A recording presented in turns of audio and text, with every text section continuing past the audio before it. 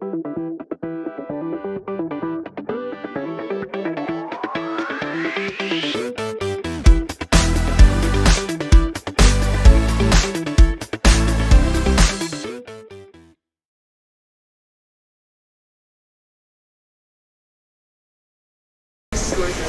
right, guys, you ready to go? Oh, and we got our other two. Excellent. We're fully here today. That's awesome.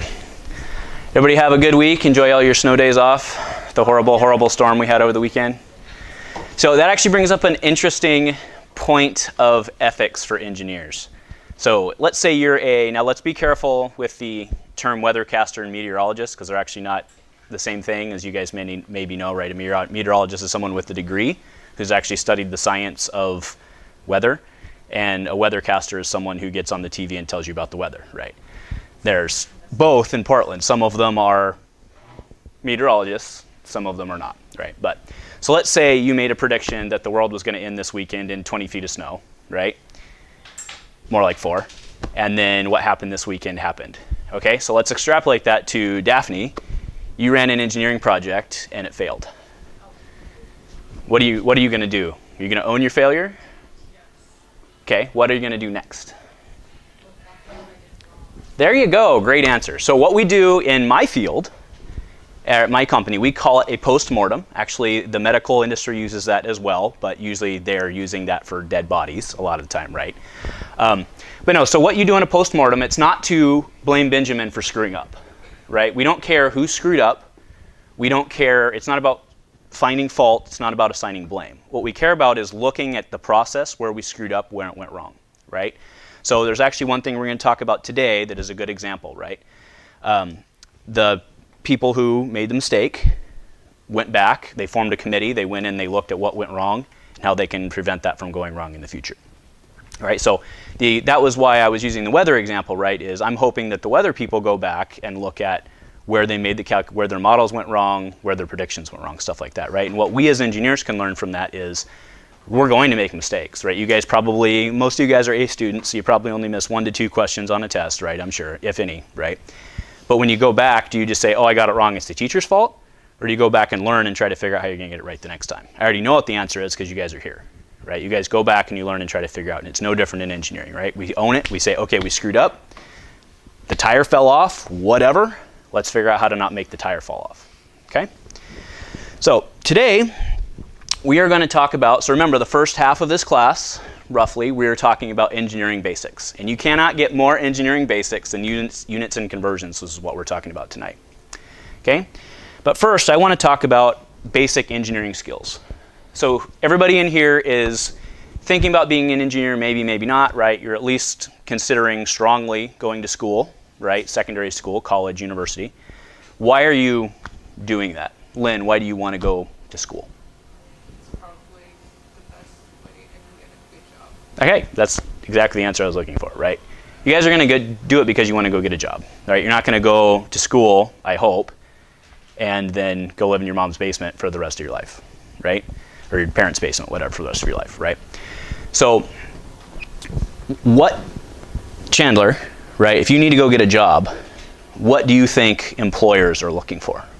Specifically, if you want to go get an engineering job, what do you think employers are looking for? Good education, good at math and physics. Great. Okay. So what sets you apart from, there's 15 of you in this room, and I have one job, right? You guys are all interviewing for it. What's going to set you apart to make me want to hire you?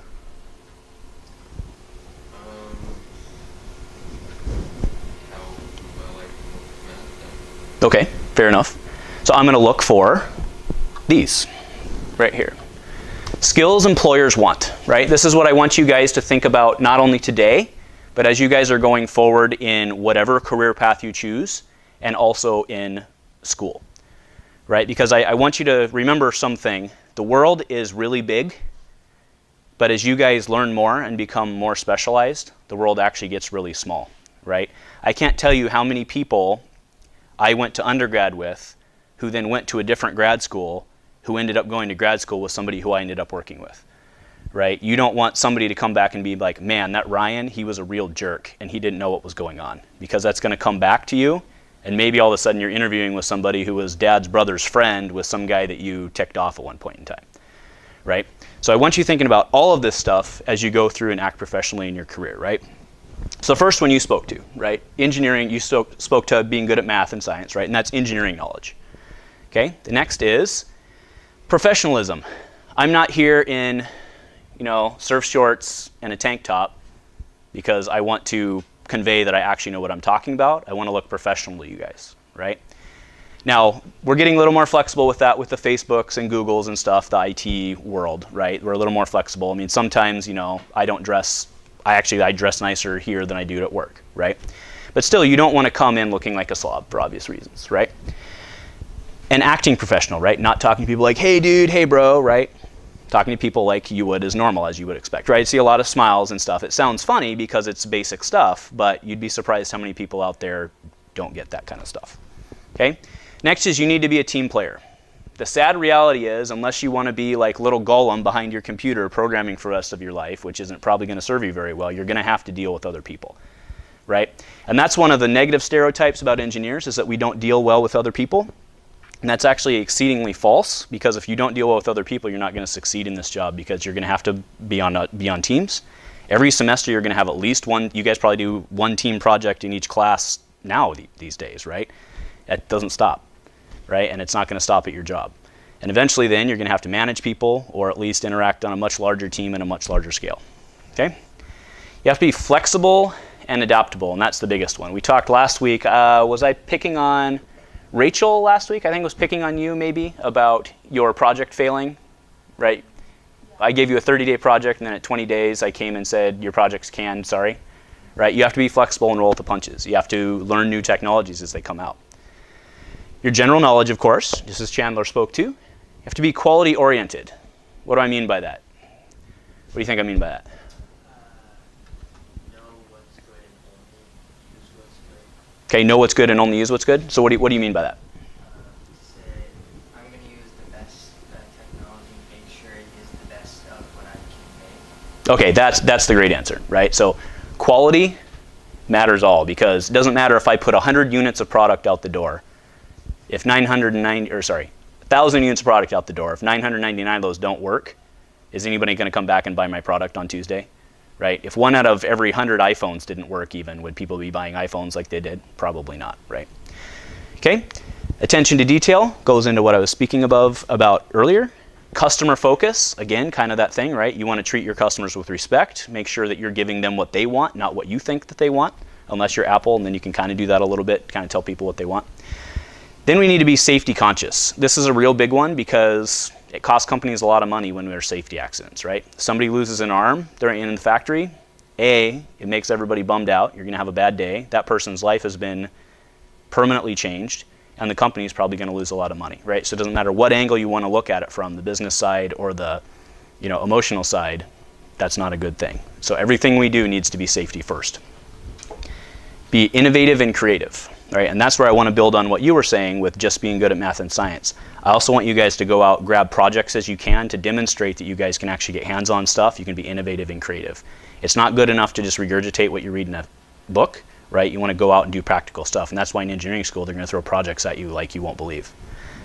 And then last, you have to be a continuous learner. What do I mean by that? What do I mean by that, Lynn? It's like engineering is something that's based on solving problems, and problems are always arising, then you have to be prepared to keep learning. Yes. Well, yes. So you said be prepared to keep learning, right? So I can't tell you how many different, so I learned, I forget what it was now. I think I learned C when I was in my computer science class, and like that's not a real big thing anymore, right? Languages change, methods change, technologies change, and if you don't stay on top of that, they're going to hire somebody else who will, right? That's just the fact of it. So what makes a good engineer? Problem solving, okay? Your job will be to come up with solutions, right? You are a problem solver. Obviously, you need to be good at problem solving. Demonstrate your technical competence. That makes sense, right? Just like Chandler said, if you're not good at math and science, if you can't solve problems, if you can't speak intelligently, they're probably going to go with somebody else. The next one, and this is a big one, is time management. This is going to serve you well in your engineering school especially. I mean, anything in college, right? But in engineering especially, because you're going to have to, at some point, make the decision, I only have enough time to do projects for 2 classes. Which one matters the most? I'm sure you guys have to make decisions like that these days, right? Hopefully you don't have to decide whether getting an A or a B on something, right? But you may have to decide, is it more important to get the A in math or more important to get the A in English, right? That's a decision you may have to make. Okay, attention to detail, we already spoke to. All right, communication skills, this is a big one. And again, this is one that we as engineers or we as scientists or whatever take a lot of flack for, right? But it's actually not a true stereotype. So engineers must be able to clearly and concisely communicate with others, both within and without the organization. And that's the key, right? So Benjamin and I are on a team together. Okay, we can talk and we know our product exactly, and we can just abbreviate and we'll go back and forth real quick. But when we go over to Madison and try to sell it to her, we may need to dumb down the technology because she doesn't understand it. That doesn't mean she's dumb, right? That doesn't mean the customer's dumb, but the customer does not understand your technology to the level that you do, right? And it doesn't matter whether you understand it. You need them to understand it because they're ultimately the person who's going to buy it, right? So you're going to have to adapt it depending on who you're dealing with. People skills. Now that may be something similar to the one that we just talked about, but good interpersonal skills are important because not everyone who you're going to work with thinks about things the same way that you guys do, right? Which is part of the reason that they're going to put you guys through so many team projects, is to figure out how to work with different kinds of people. Okay? So you have to be able to work effectively alongside people even when you don't like them, right? I'll tell you that right now. When you're in a room for 80 hours with people in college or in your job, you're going to develop differences with people, and you got to figure out how to get over it and move past it. Okay? Teamwork. Again, coming back to working with people, right? Teams can be and you have to consider what your team is going to be depending on the situation, right? Teams can either be your coworkers, they can be from a different division within the same company, or they can be with engineers from around the world. So I regularly deal with people from Arizona, with people from Israel, with people from Ireland, right? I will tell you right now, the Israelis can be very difficult to work with because they're very headstrong people, right? So you have to kind of learn how to deal with them. And there's other parts of the world that there are cultural differences, and you have to figure out how to work around that. The other challenge is time zones, right? You may have to acquiesce to get up at 6 in the morning to call somebody because they're calling at 7 at night, right? It's not that, well, I'm at work at noon, so call me, because then they're on at 2 in the morning or whatever, right? So you're going to have to be flexible. Okay, and like we said, flexibility and willingness to adjust. If you can, so Thomas, you're like, I'm a chemical engineer and I'm only a chemical engineer and I won't be anything other than a chemical engineer. Probably not going to serve you perfectly, right? You're going to have to be flexible, willing to learn other things and work in other modules. Lastly, leadership skills. So is anybody here in leadership in Sunset? I assume that's still a thing, right? Nobody here? Because you guys are too busy? It's probably a good call. All right, but you can be a leader. You don't have to be in charge to be a leader, right? You guys probably are starting to learn that at this point. You can be a part of a group and you can influence the way that that group works without necessarily being the person who's formally in charge, right? So being a leader and being in charge are not the same thing. Leadership is about action. Okay, so Ryan, what are some steps that you've taken in the past to be a leader of one of the teams that you've worked on?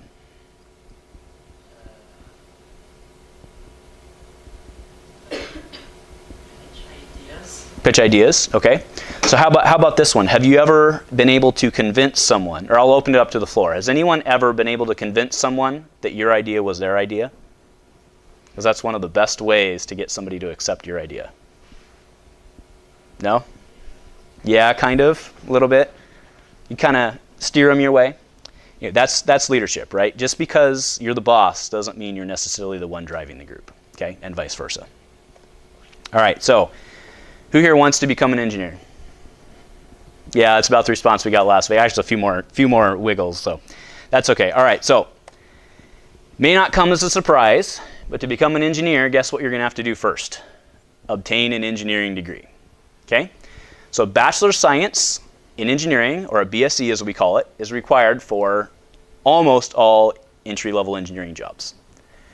At most institutions, this is designed to take 4 years. There are some schools out there that do 5-year programs. Vanderbilt, at least when I went to school, Vanderbilt was one of them, because you would do a co-op for your second semester junior and your first semester senior year, which would effectively make it a 5-year program. But you would go out in industry and work and essentially do internships. So it would give you some work experience. So still technically a 4-year program. And then like we talked about, the first 2 years of school for all of or of engineering school are going to be foundational. So Madison may be a computer engineer and I'm a chemical engineer, and we may be taking many of the same classes for that first 2 years, right? We're going to take physics together, we're going to take chemistry together, we're going to take circuits together, probably stuff like that, right? But eventually she's going to go learn how to do her thing, and I'm going to start taking material energy balances, which she doesn't care about, right? So that split's going to occur about halfway through sophomore year and well into junior year. Yes, sir? Did you do graduate school for engineering? Did I do graduate school? No, could you? Can you? Yeah. Yeah, I mean, I did it. That's how I got my PhD. Okay. Yeah, absolutely. So where were you going with that? Well, like, what would you do, like, in graduate school? What would you do in graduate school? Difference between undergrad. Actually, if you give me a couple slides, let's speak to that. I'll build you up. I'll explain what we're going to do in undergrad, and then we'll hit graduate school. Deal? Right. So what I'm showing here is a example curriculum from Tulane University, which is where I went. And this is the first year, and I'm going to go ahead and shut off the lights so that you guys can all read it a little better temporarily here. Okay? But all students, like I said, are generally going to share the first curriculum for the first 2 semesters. So what you'll see here, if you look at this in the first year, is you see stuff that doesn't really pertain to a chemical engineering curriculum specifically, right? You see Gen Chem, general physics, math. You see some electives, some writing, and that's pretty much it, right? So is there anything really there that screams chemical engineering to you? The answer should be no, right? The second year, we see material energy balances and thermodynamics. So now we're starting to see something that you would recognize as being like an engineering type class. You see intro to biotech and biomolecular. Now that one's pretty specific. And you see transport, which is certainly a engineering type class. But then again, you see chem, organic chem, which kind of stinks. You see applied math, you see physics, right? It's the same type of stuff. And so once you get in your third year, though, how much basic type shared stuff is on there? The answer is not much. You're seeing thermo, you're seeing numerical methods for chemical engineering. That's pretty specific. Transport 2, some tech electives, advanced chemistry, right? Stuff that would be more specific for chemical engineering. So you've pretty much chosen at this point, by the time you're in your third year, that you're pretty dedicated to what you're going to do. Right? So that first and second year, you're kind of getting your base under you. If you decide, halfway through your second year that it's time to bail and go do a different major, no problem for you, right? But by the time you're in your third year, you're pretty committed. And if you decide to switch engineering majors at that point, it may end up actually costing you another year of schooling. Okay, and then your final year, one thing you will notice about this is the small number of classes on here.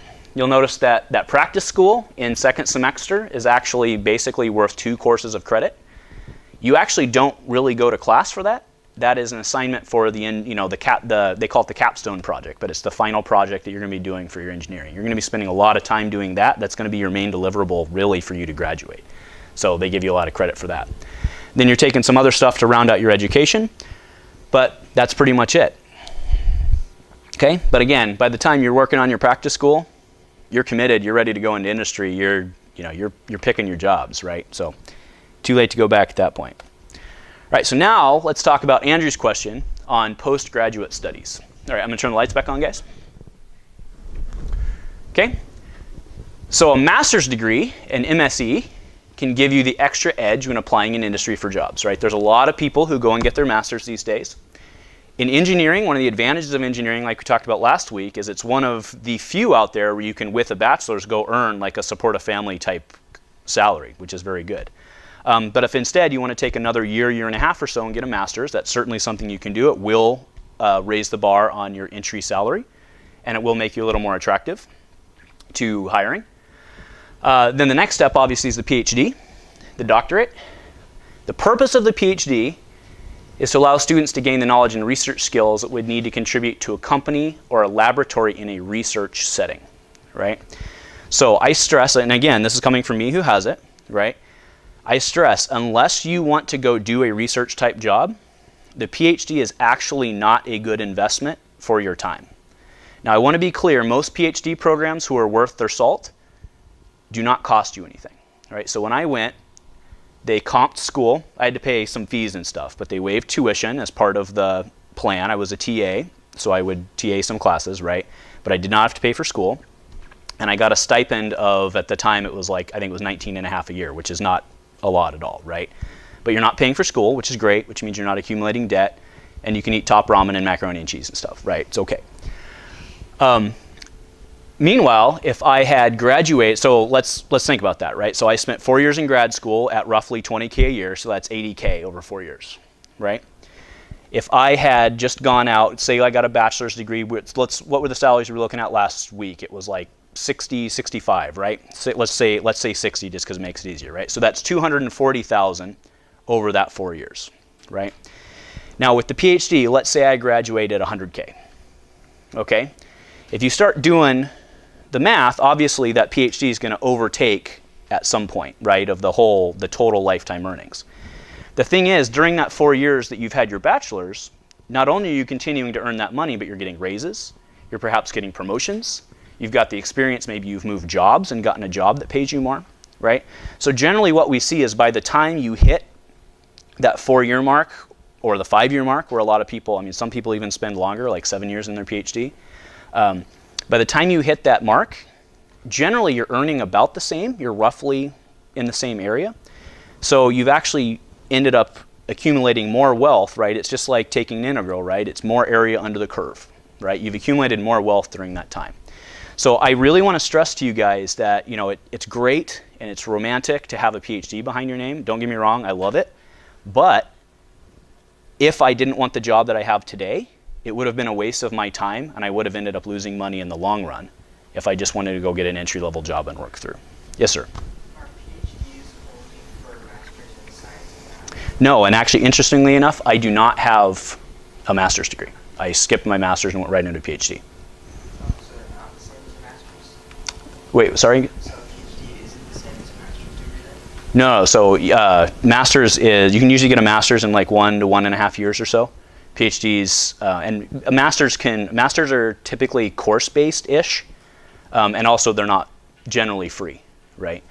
So you can get that in about, let's say 2 years. Sometimes if you're working, it can take you a little longer, right? You may go to slower pace because you're working while you're getting it. But that's, you know, roughly 2 years. PhD can take, like one of my friends was in PhD program for 7 years, right? That's a long time to be earning, you know, 20 to 25 grand a year. Or I'm sure it changes by city, but you know, it's a long time to be living on not that much money. And if you think, yes, ma'am. He was electrical, and he went to, he was in Boston. I forget the name. Oh, Brown's where he went. He went to Brown. Yeah. So, but we see that all the time. I mean, we hire only PhDs at Intel right now, and we see a lot of people who are in there for 6, 7 years. That's not abnormal. It just depends on how well your project goes, right, and how aggressive you are at chasing your project down. Okay.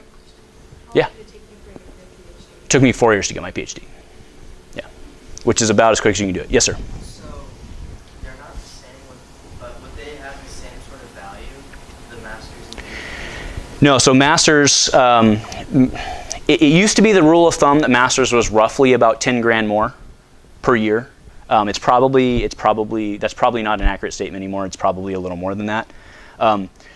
Also, a lot of people will, when they're graduating with their bachelor's, they will, if they can't find exactly the job they want, a lot of them will go ahead and do the master's, stay in school for a little longer, because, well, while you're in school, it allows you to defer your loans. And it does end up costing you and accumulate more, but you do get paid a little more, and then it can help you maybe be a little more competitive for your job. It's really no different than the reason that a lot of non-technical degrees are almost mandated to go get a master's degree, right? Like if you're going to go do English or something like that, you're pretty much guaranteed you want to go get a master's so you can be a little more competitive in the market, right? So, maybe you're working with a professor in undergrad and you want to complete that project, so you get a master's, something like that. Yes, ma'am. So for future engineering jobs, would it be best to get, if you were looking to go further, best to get a PhD instead of a master's? Well, what do you mean by farther? Like if you're looking for like a more higher level job. See, I disagree. Well, it depends what you want, right? I mean, there are plenty of people who have what I would consider to be high-level jobs with bachelors, right? Maybe some of them later on in life went back and got an MBA, right? Master's of Business. Like manager or things like that, like, not just researchers and things like that. Mm-hmm. Someone that would look over a huge amount. Yeah, and that's actually where the MBA comes in. That's what I was referring to, right? So there's a lot of people who maybe they're in their job for 10, 15 years, and then they get into a big management position. They want to go for like an executive type role. They'll go back, get their MBA, right, which is master's, right, but of business. That's not an atypical thing for, actually, interestingly enough, I don't know if the statistic is true anymore, but it was 2 years ago, of the Fortune 500 CEOs, more of them had engineering degrees than any other degree, right? And these are CEOs of businesses, right? So there's real value in having a technical background in trying to do stuff, right? But no, you need the PhD. Again, the only reason to go get the PhD is if you want to do something that is research based, right? Like if you want to go develop drugs, go work for like an Abbott or someone like that, go develop drugs, or do what I do, which is technology development. They're going to be wanting to look at somebody who spent a long time starting a project from zero and developing that project. So it's just PhDs for something that you want to be like, not so much in charge of, but you want to develop something brand new. Yeah, it's really more the skill set rather than, I would be very cautious saying a higher level job because I don't think that's an accurate statement, right? And if you think about it from an age perspective, right, someone who graduated with a bachelor's, you're graduating potentially at 22 years old, right? You could very easily be in a management role by age 25 or 26, whereas I didn't even come out of school until I was 26, and it took me till I was 28 or 29, I don't remember, to be in a management role, right? So those people actually had a 3-year head start if you're going for just the title, right? So it's really just about what you want to do. And obviously the statement I hadn't made yet is obviously if you want to go teach, you want to go be in academia, then you really need a PhD for obvious reasons, right? All right, any other questions? These are all great questions. All right, let's go into the discussion topic for today. So units and conversions. Everybody here knows what a unit is, right? Daphne, what's a unit? Unit of measurement? Yep. So here's a ruler. How many units of measurement do I have on this ruler? I don't know. I know. How many are there? I heard 2. Who said 2? Said 2? You said 2? There's 3? What's the third one? Since it's a ruler, it's a foot. Yeah, I don't know that it's a foot. Actually, it's got 32 centimeters on it because it's going the other way. How far is that? I didn't realize that until now, but. What's that?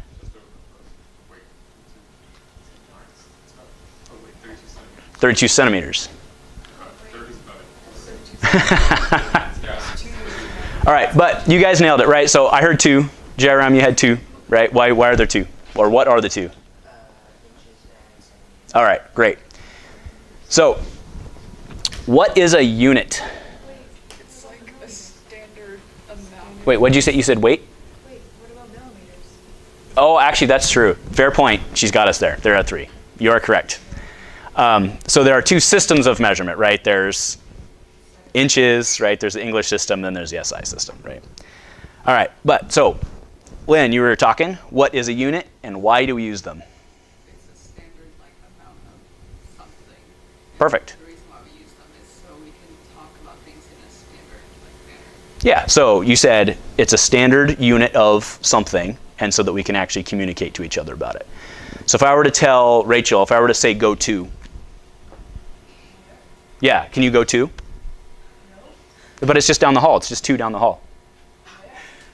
You need me to tell you it's 2 feet down the hall, 2 doors down the hall, whatever. You need some unit of measurement, right? Doesn't make sense, right? Very, very simple. So there's a basic dimension, which is something that can be directly measured. That's distance, temperature, time, or mass, right? Most of you guys have already heard this stuff before, and I quite recognize that, but we need to go through this because if we're not on the same baseline, it's going to be a long semester, okay? So distance, temperature, time, or mass. A calculated dimension is something like volume, right? What's that L3? What's that length 3 mean, Rahul?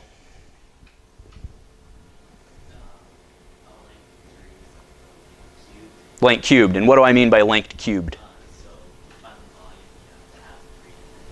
Perfect. Length times length times length, right? Okay. Velocity, you all know that one from physics. That's length divided by time. Force is mass times length over time squared. And then dimensions can also be calculated by using other calculated dimensions. Example, mass per volume, right? That's density. And then pressure, which is force per area. And any known quantity in the known universe can be expressed in such a fashion. So again, we'll pick on Rachel again, right? Rachel, what is 2 meters minus 8 seconds? That is Doesn't make any sense, does it? All right. What about 2 meters minus 1 meter? 1 meter? Perfect. And why does that work? They're the same unit. Perfect, right? So units can be treated in simple algebra when added, subtracted, multiplied, or divided, but only under the correct conditions. Okay? So adding and subtracting, can't do it. But can I divide 2 meters by 8 seconds? I should see nods, right? That's a velocity, right? I went 2 meters per 8 seconds. That means I went 0.25 meters per second. Okay, simple enough. You guys are all smiling and laughing like you already know this, so we're going to fly through this. I love it. Okay? And also remember, multiplication of non-like units can also be performed. Even though this one actually doesn't make a whole lot of sense. 5 meters times 3 kilograms is 15 kilogram meters, right? Doesn't necessarily make sense, but it's still a thing, right? If that's what your equation is. 10 grams per hour times 2 hours equals 20 grams. Perfect. Flow rate times the time equals your total, okay? And then 3 meters times 4 meters per hour equals 12 meters squared per hour. Why is that? Even though that doesn't necessarily make sense physically, why do we get the squared on the meters? Right, because we're timesing meters times meters, right? It's no different than saying length times length for an area, right? Meters times meters, right? Again, that doesn't totally make sense, but all right, so here's our first, so exciting, our first sample problem of the semester. All right, this is on course handbook number page 5. And hopefully I got all the page numbers correct in the second edition. If not, let me know and I will fix it on the slide. Is it page 5? Perfect. All right, so solve the ones below. 3 meters minus 2 meters equals 100 kilometers divided by 2 hours, and then 9 inches minus 6 grams. All right. Dustin, you good for A? What'd you get for A, sir? You got 1 meter? Is that correct? Is that what everybody got? Okay, so A, pretty simple. 3 meters minus 2 meters equals 1 meter. How about B, Miss Elizabeth? You got how much? 50 kilometers per hour, is that what everybody got? All right, that's what I got, 50 kilometers per hour. All right, Thomas, how about C? It doesn't make sense. Excellent job, guys. All right, ratio. What is a ratio? Rahul, what's a ratio?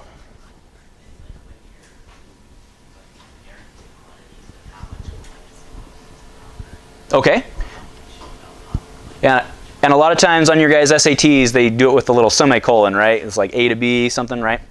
All right, so a ratio is, just as he said, the relationship between two numbers or quantity that denotes their size relative to each other. And the way you're going to see this most in engineering is not the way they do it with the colon in SATs, but you're going to see it really with a division, right? If I put 9 people in 3 cars, how many people do I have on average per car? 3 people per car, right? Okay. Now in some cases, and this one's actually important to engineering, in some cases a ratio can be what we call a dimensionless quantity. Okay, so if I divide 10 meters by 5 meters, what do I actually get? 2. Do I get 2 meters? I don't, because the meters cancel each other out. Right? So units cancel each other out just as the way that numbers do when we do math. Okay? So dimensionless quantity. Why might a dimensionless quantity be important? What do we think? What do you think? How much you multiply something in order to get the desired outcome, or divide or whatever you convert it to. Okay, fair enough. All right, so maybe this will help clarify a little bit. So a rate is a special ratio in which 2 measurements of different units are related to each other. Typically a rate is used to denote a change in something, right? The most common rate you guys are probably familiar with through physics is velocity, right? It's your rate of speed. Acceleration is what? Rate of what? Yeah, you guys are all giving me the technical answer, but acceleration is the rate of change of what? Velocity, right? Acceleration is the rate of change of velocity, okay? Now in engineering, or at least the way we'll do it in this class, and I tried to hold firm to the way I was educated, and I'm pretty sure most of you guys will be educated the same way. In this class, we will use a dot over top of the variable to denote a rate, right? So if you see m, M means mass, and M dot means mass flow rate. Does that make sense? Right, so mass flow rate, what would the units of a mass flow rate be, Daphne? Mass per time, right? Yeah, mass per second. Yeah, no, you nailed it. Good job. Okay, V, and this is capital V, is volume. Why do I denote capital V? What's lowercase v? Velocity. Good job, guys. Okay, so V is volume, and V dot is volumetric flow rate. So what would, Benjamin, what would a volumetric flow rate be? Perfect, right? Volume per time. Perfect. Okay, and Q, who we'll see in the thermodynamics going forward, Q is heat energy, and Q dot is the rate of heat transfer, right? So Q would be like, I put 10 joules into this cup, and Q would be, this cup is cooling down at a rate of 10 joules per second. Okay, something like that. All right, now the most important part, and then we'll explain why, unit conversions. All right, so numerical value of any given quantity depends on the units being expressed. But as we all saw in that ruler at the very beginning, that ruler, do we all agree the ruler's the same length? It's not a trick question. It's not philosophy, right? The units, like the ruler, there's a ruler over here somewhere, right? All right. Do we agree that this thing is this long? Right? Now, how long is it? It's a meter? What if it's in inches? All right, so this guy is 100 centimeters, which is how much? 1 meter? Whoa, you guys are blowing my mind. But how about on this side? How many inches is it? I'm counting 39 and change. You guys don't have that memorized? Come on. All right, but the point is, which is right? Both? Well, it depends which continent you're on. But no, the reality is they're both right. Right? So I used, in this case, and this is from my book, right? But I used the battery, right? This battery is 1.99 inches long, standard, and 5.05 centimeters long. They're obviously both right. They're both the same, but we have to be able to convert back and forth, right? And the equivalence between two expressions of different units is what's known as a conversion factor, right? And what I mean by that is if I have 1 centimeter, or actually, let's do it the other way. If I have 1 inch, how many centimeters is that? Does anybody know? Nicely done, sir. 2.54. So if I wanted to convert from inches to centimeters, what do I do to my inches? Multiply by 2.54, right? The guy's converting units like it's his job. All right, so why does this matter? Why does having units be able to convert back and forth with them matter? Like you said, depends on which continent, if you're working with someone outside of your system. Perfect. You can also communicate with them. Yep. Now, to be fair, most engineers, and through your education, you're mostly going to use the SI system because it's significantly easier to work in powers of 10 than whoever the heck came up with this 12 inches thing. But there are a lot of stuff, specifically in thermodynamics, that actually do use like pound-foot, or they'll use, I'm forgetting now, but there's a lot of things for heat that'll use English units, right? So you do have to know how to go back and forth. So I want to give a perfect example, and we were talking earlier about an example of where people had to own up to their mistakes. So you guys weren't even born when this happened, actually, which is kind of sad to me, but it makes me feel old anyway. But so in 1999, NASA lost a $125 million orbiter because the Lockheed Martin engineering team used English units and the team in charge of navigation used metric. So when they went to put him into orbit, he went a little too low, kind of burned up, and now this fine gentleman is on the surface of Mars in a giant scrap heap, right? So $125 out the window, right? All because we didn't properly convert units, right? So this is a real thing that real engineers, high-level engineers working at NASA have screwed up, right? Don't be like those guys at NASA, right? But no, so like we talked about, right? What these guys did is they say, hey, we screwed up. We're going to put in business processes to make sure this doesn't happen again. And at least to our knowledge, it hasn't happened again, right? Okay, but so this was big news. And actually, it was really hard to go back and find news articles from 1999. But all right, so unit conversions. Benjamin, you could probably teach this class for me, right? But all we need to do is to convert 500 grams to kilograms. We're going to multiply 500 grams by how many kilograms per gram? or how many grams per kilogram? 1,000, right? You guys got that down, right? So if I want to convert my grams to kilograms, I'm effectively dividing by 1,000, right? But really, I'm multiplying by 1 over 1,000, right? You guys understand that dividing by something is the same as multiplying by the reciprocal. I know you guys all know that. And we get half a kilogram. So this is the way that we're going to do conversions in engineering. And the reason that we're going to do them in this grid is to make things very simple. And it seems crazy when it's something like this, right, when it's very simple. But once you start doing things where you have multiple units, it's going to make sense to you guys why we do this. So what you do is we make this little box just like this, right? What we see here is we put our 500 grams on this side. Then we make another column here where we have our kilograms on the top and our grams on the bottom. And then what do these guys do? A gram on the top and a gram on the bottom, what happens to them? They cancel each other out. What am I left with? Kilogram. Okay, so that's my unit. And then 500 divided by 1,000, right? So everything on the top multiplies together. Everything on the bottom multiplies together, and then you just divide the two, right? So again, it seems really silly to do in a case like this where it's just one calculation you have to make. But once you get a full grid, as we'll see in a little bit, it becomes significantly cleaner. So if you go to page 6 in your handbook, I would like you guys, we will give 2 minutes. I would like for you guys to convert 1 day into seconds. And the reason that this is the thing is, right, who automatically knows how many seconds are in a day? Maybe somebody, yeah, of course you do. Of course you do. But we know how many hours are in a day, and we know how many hours are in, or how many minutes are in an hour. We know how many seconds are in a minute, right? So that's the way I want you to do it. I want you to go from 1 day to hours to minutes to seconds. Do it all in your grid, and you're going to end up getting the answer. Or hopefully you'll get the answer.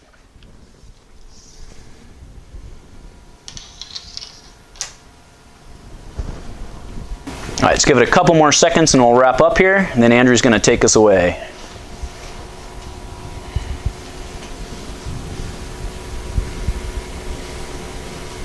Okie doke. So, Andrew, how'd you start us off? So I knew in 1 day that there was 24 hours. Okay. And then in 24 hours, I knew that there was 60 minutes in 1 hour. And I knew that there was 60 seconds in 1 minute. So I just multiplied. Okay, so to summarize what he just said he knew there were 24 hours in a day, 60 minutes in an hour, 60 seconds. So he put 1 day on top, 24 hours on top, 60 minutes on top, 60 seconds on top, and then day, hour, minute in the bottom. And then what happens to the days, Andrew?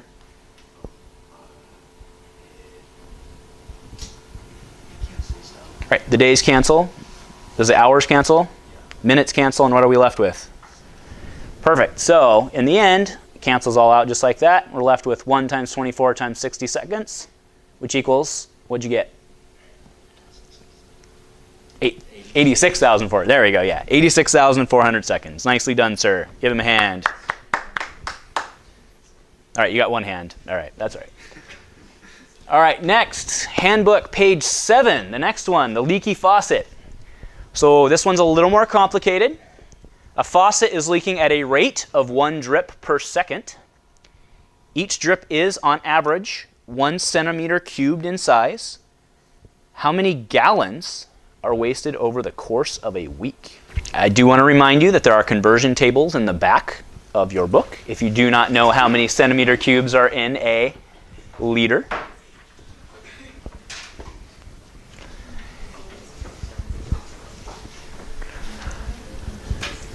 All right, who's got an answer for me? I don't want to take up too much more time. I'm getting to spreadsheets. I got Lynn's got an answer? 159.788. All right. So here's the way I did it, and hopefully the way you did it. I've got 1 drip per second times 1 centimeter per drip times, and then I did the time conversion, times 60 times 60 times 24 times day, right, to put it in units of a week. And then I did the volume, milliliter times liter times gallon. Yeah, I have 3.785 here. Ultimately, I got 159.8 gallons per week. Is that what you got, Lynn? Correct. Good job, Lynn. All right, I'll clap for you. That's fine. All right. So the next tricky one, you guys have all done this on a daily basis, I'm sure. Temperature unit conversions.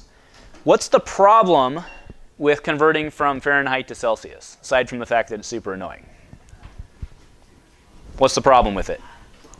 You have to add a constant, right? That's a perfect. So not only are we scaling it by multiplying, we also have to translate it, which is basically adding that number to move it up and down the graph, right?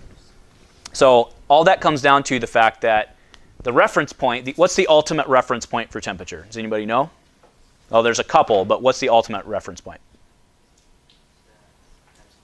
Absolute zero, right? Absolute zero is zero. That's where everything stops working, right?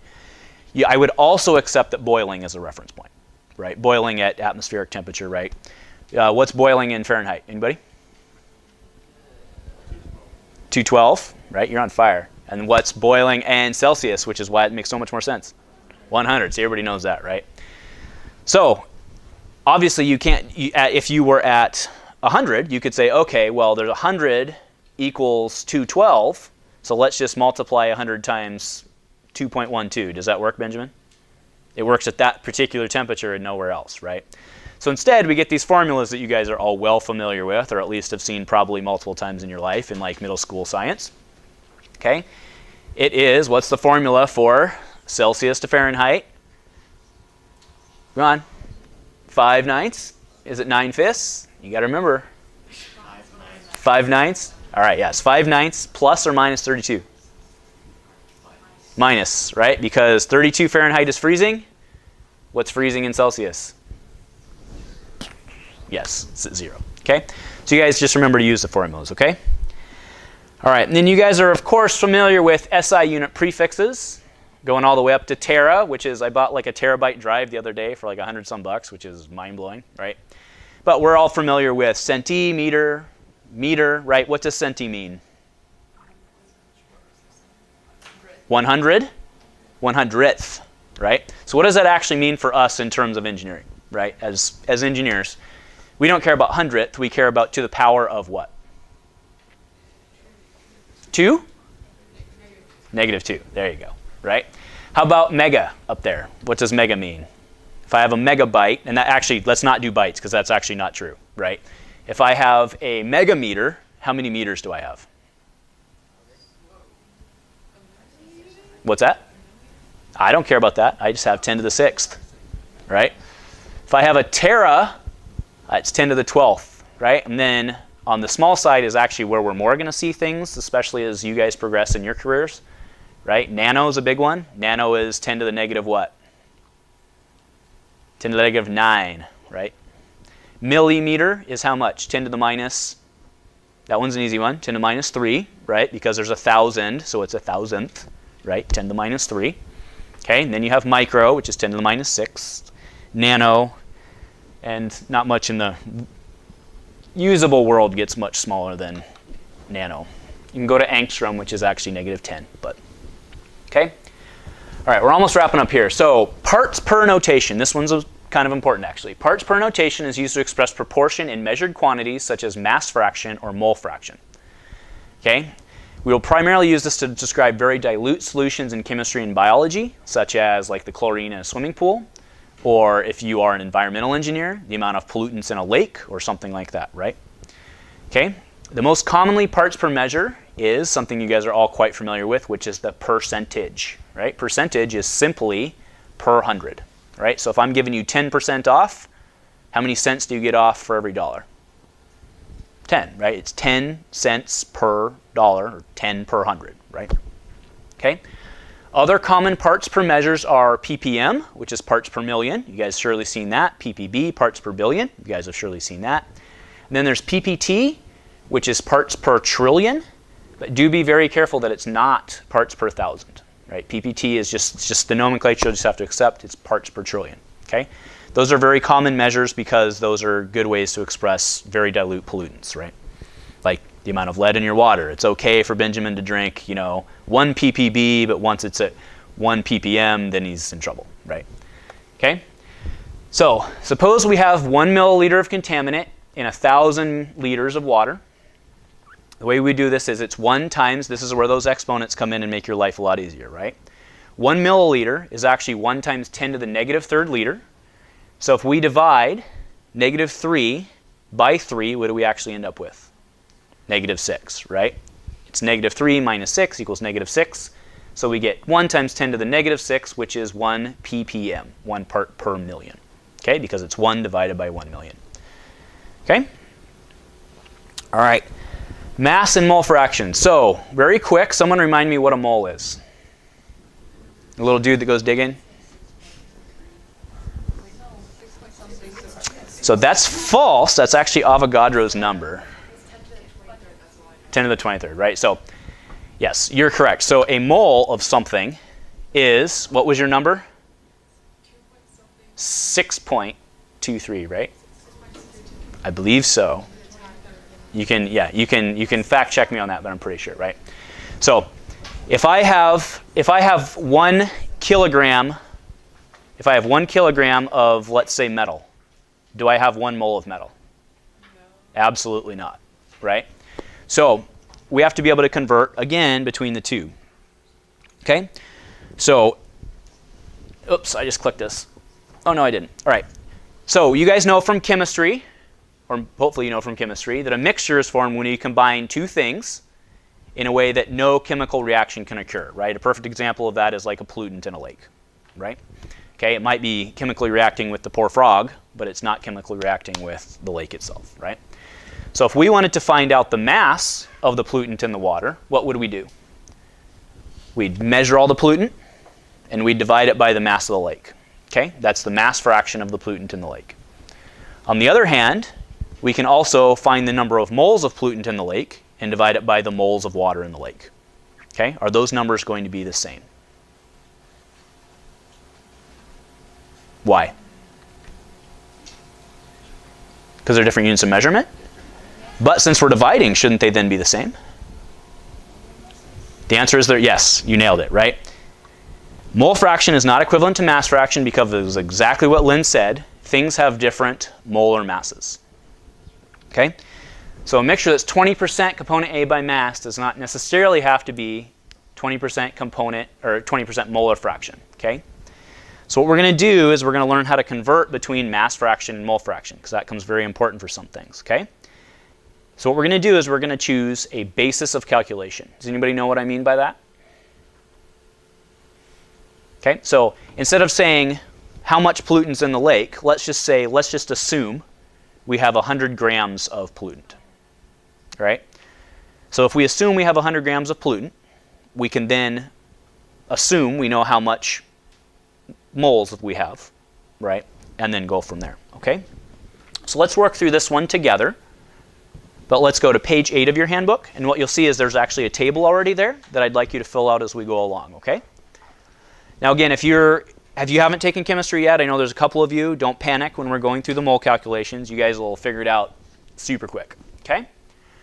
So, a cleaning solution that is 50% by mass water and 50% by mass bleach in a CLO, what is the molar composition of the cleaning solution? Okay, so we know the mass. Is it going to be 50% by mole? We just talked about it. The answer is no. So we have to convert between the two. So what we're going to do is we're going to set a basis of calculation of 100 grams. So we're going to assume we have 100 grams of solution.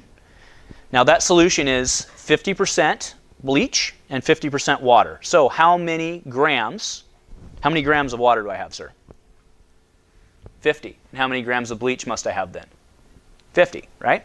So let's put that into our table below. It should actually be filled out for you in the table already. So you see we're going to build a table like this. This will help you just kind of keep track of stuff as you go, right? So what we see here is we see 50 grams.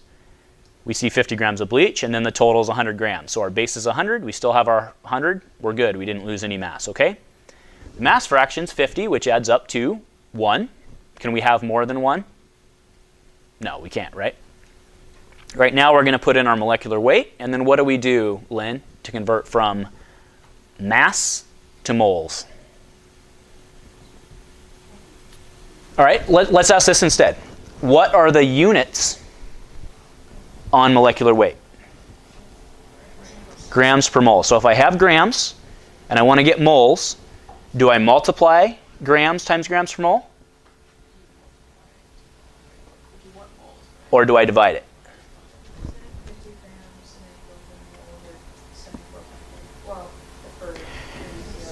So just take 50 Just take 50 and divide it by the, so you've got 50 grams, Yeah. divided by grams per mole. Yeah. What happens when you divide, what happens to the bottom when you're dividing something, right? If you're dividing something by something that's being divided, what happens to the bottom? Pops to the top, right? So your grams divided by grams per mole, the grams cancel and the mole pops up, right? Okay, so right here, right, 50 grams divided by 18.02 equals 2.77 moles of water. And then 50 grams of bleach divided by 74.44 grams per mole, which is the molecular mass of bleach, which we know will be from the chemical formula, equals 0.67 moles, which you can now fill into your table. There should be 2 open spots on your table. Okay, and now we're going to want the total moles, which is 3.44. Simply add 2.77, which is the moles of water, and 0.67, which is the moles of bleach. You get 3.44. And now we can easily do our mole fraction. What do I have to do to get my mole fraction of water, Andrew? 2.77 divided by 3.44. You nailed it, sir. And Madison, what do I have to do for moles of bleach, or for mole fraction of bleach? Excellent. So let's do that. We get 2.77 by 3.44 equals 0.81. 0.67 divided by 3.44 equals 0.19. And oh my goodness, magically, if we add those up, what do we get? We get 1, right? Now, depending on how you did your rounding, you may get like 0.99997 or something weird, or like 1.0003. But we're all adults and we're all practical people, and we realize that it adds up to 1, right? Okay, so we got our answers. All right, so simple, straightforward. Hopefully that was like back of the hand. You guys know it all for you. Maybe it's not there at the end for some of the non-chemistry people. But does anybody have any questions, comments, or complaints before we move on? Okay, so at this point, hopefully everybody brought their laptops. I will give you guys a 5-minute break, and we will come back here in a little bit. We'll go over spreadsheets real quick here. I'll turn the lights off. We'll go over a real quick intro to spreadsheets, and then we're going to do tonight's lab activity. Okay? Thank you guys very much. I'll see you in 5 minutes.